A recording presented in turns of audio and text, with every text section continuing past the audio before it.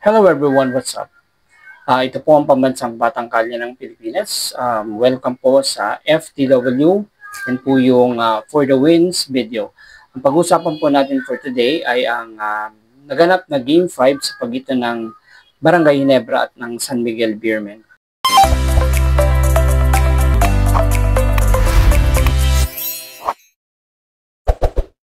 So sa mga hindi po nakapanood ay nanalo po ang Ginebra sa score na 121-92. So, tambak malala ang San Miguel.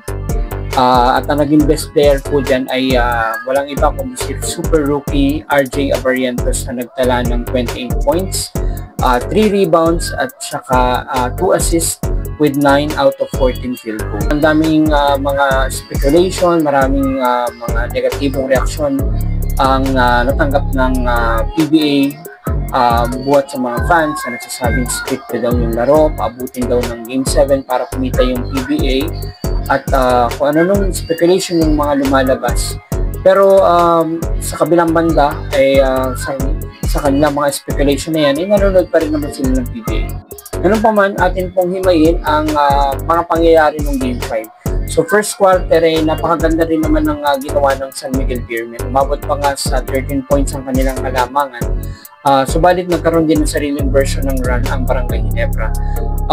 At dahil dyan ay bago po nagtapos ang first quarter ay nakalamang ang Ginebra na 34-33 sa pamamagitan ng foul counted plays ni RJ Abarientos.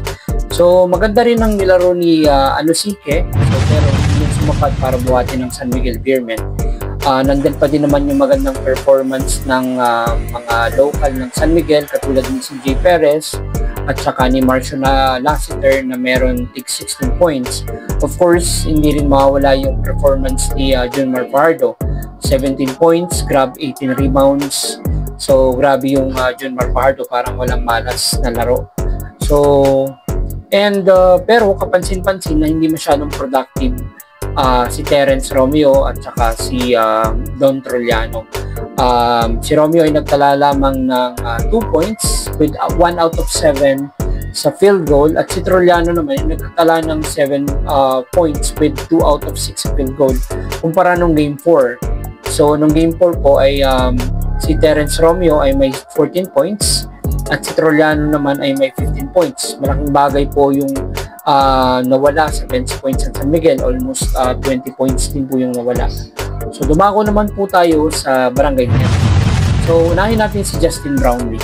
So madalas ko pong naririnig sa mga Ginebra haters na yung Ginebra ay asa lang kay Justin Brownlee.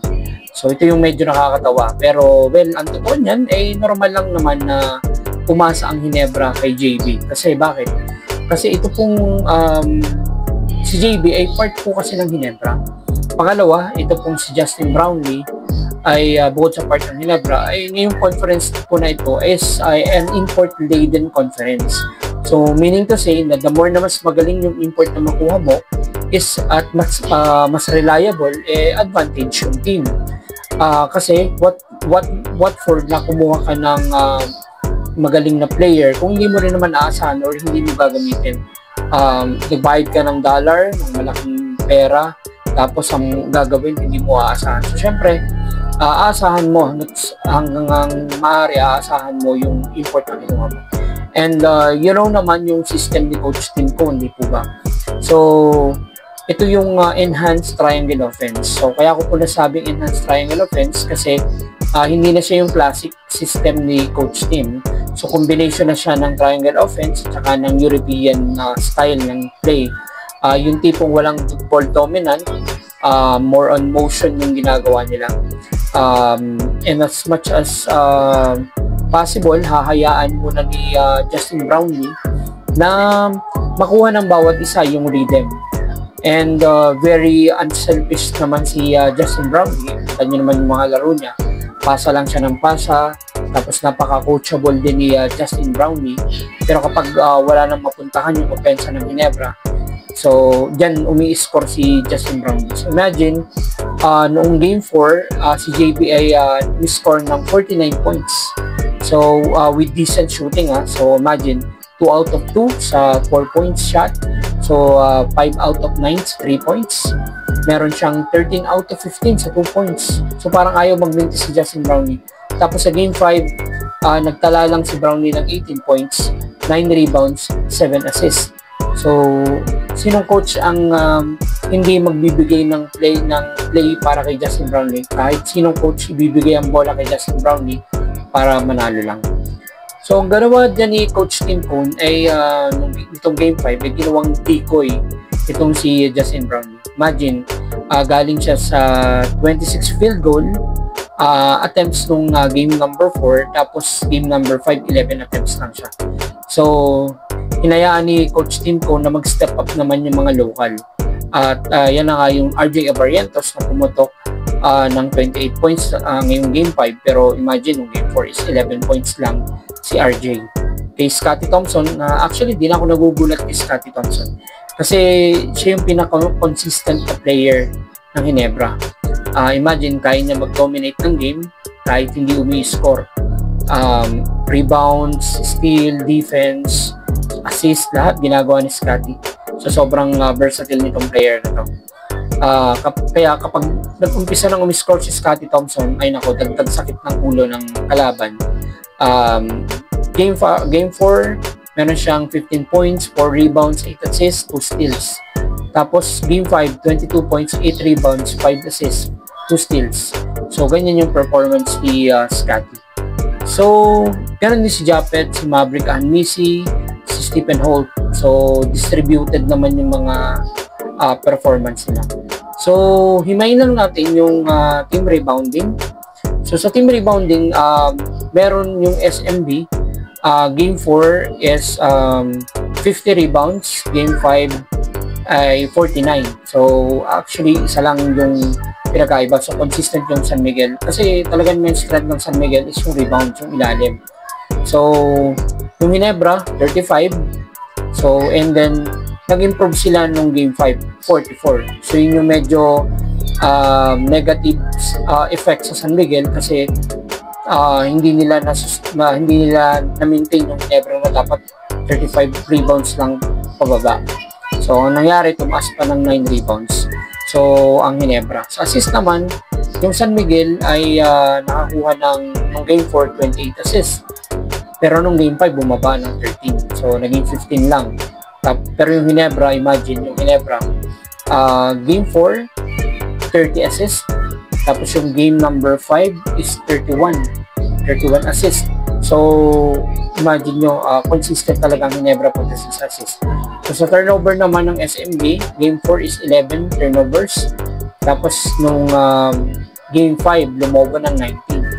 So imaginein mo kung yung 8 turnovers na yun ay na-convert ng Ginebra. So laking bagay na. So Ginebra naman is game 4, ang turnover nila is 11. Game 5 is 6 na bawasan. So, points of turnover, ito yung pinag-uusapan natin kanina. So, ang San Miguel ay may 13 points of turnover at Game 7 ay bumaba ng 7.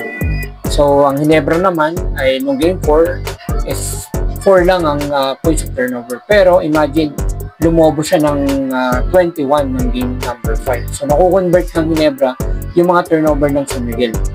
Sa bench points naman, nung Game 4, ang San Miguel ay mayroong 32. Tapos, Game 5, bumaba 19. So, ito yung Don Trollano at saka yung Terence Romeo effect. So, kanina napag-usapan natin Don Trollano at saka si Terence Romeo, may 29 points nung Game 4. Pero 9 points lang sila. Combined 9 points lang sila ng Game 5. So, may 20 points na nawawala sa bench points. Samantalang ang Ginebra, Game 4, 23, tapos pinataas nila yung Game 5, 44. So that means, mas naging reliable yung bench ng Ginebra kumpara sa San Miguel. So yung production nila. So talaga, nag-step up ang locals ng Ginebra kontra sa local ng San Miguel. So nakita naman natin, Anusike, score ng mataas, pero si Justin Brownlee is 17 points lang. Pero yung performance ni Brownlee is hindi naman siya kailangan score ng sobrang laki as much as nananalo ang Ginebra. As long as nananalo ang Ginebra, so okay na kay Justin Brownlee yun. Unlike yung 49 points nga yung ginawa ni Brownlee, tapos talo naman. So, mas pipili ni Brownlee manalo kahit konti lang yung production niya. So, ang Ginebra, may unfinished business kay RHJ o si Rondae Hollis Jefferson at ang Token Text. Kaya, ano sila mas motivated. So, hindi natin alam, sa Game 6, ito po yung sa linggo, tatapusin na ba ng Ginebra or may extension pa? So, yun yung katanungan. So, again, ang Ginebra kasi is may unfinished business sa Token Text na ang import ay si RHJ. Kasi itong Token Text nag-advance sa finals. So, ito yung magiging motivation ng Ginebra. So, at kung maalala po ninyo, tinalo ng Token Text na RHJ yung import, yung Ginebra na Brownlee yung import. So, yun yung mission nila. At the same time, ang mission naman ng San Miguel ay makapasok ulit sa finals. Mabawian nila yung isang sister team ng MVP na diba tinalo sila ng Meralco, so gusto nilang bumawi rin sa Token Text. So para kumbaga mas okay kung makakabawi sila. Pero of course ang series ay lamang Ginebra ng 3-2. So of course may hirapan din ng San Miguel, pero alam naman natin ang capability ng San Miguel. Nandun nga si Junmar Fajardo, ang 8-time MVP. Nandun yung Terence Romeo, CJ Perez, Lassiter na sobrang explosive. Plus yung import. So, pero tingnan natin kung sino at kaninong mission ang mananaig. So, Game 7 ba? Or tatapusin na ng Ginebra sa linggo? So, sabay-sabay nating panoorin sa linggo. So, yan na muna for today. So, bibigyan ko po kayo ng update kung ano ang mangyayari, kung ano magaganap sa Sunday. And hopefully, makapasok ang Ginebra sa finals at para magkaroon ng magandang laban. So, yun yung mission na sa tingin ko is mas exciting. So, ganun pa man, ito po again, si Erwin, ang pambansang Batang Kali ng Pilipinas. See you on my next vlog. Peace.